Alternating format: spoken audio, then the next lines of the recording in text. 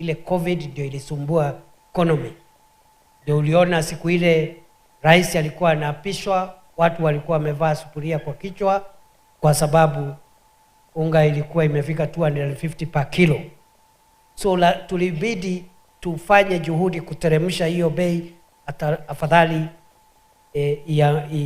ishuke chini kidogo, na vile vile shilingi yetu haikuwa na nguvu.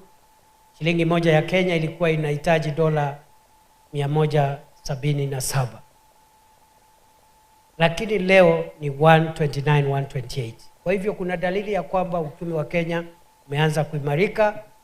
Ile IMF imetuambia ya kwamba katika uchumi za bara Afrika, Kenya ilikuwa uchumi namba 8 mwaka wa 2022, lakini miezi miwili imepita, sasa imepandishwa cheo.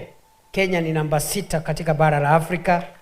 Tumepita nchi ya Ethiopia na nchi ya Angola ambazo zilikuwa mbele yetu. Na kwa sababu Rais Ruto na serikali yake tunaendelea kuimarisha uchumi ili kuboresha maisha ya wananchi, kwa sababu hiyo kazi bado inaendelea. Hatujafika mahali tungetaka kuifikisha, ndio maana tunasema 2 term.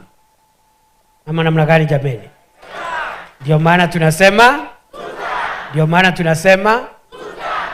Jambo la pili, unaelezea wananchi pale, hata kama mnahusika na mambo ya matibabu, unawaelezea ya kwamba mahali bidhaa zetu za kilimo ilikuwa sio mahali iko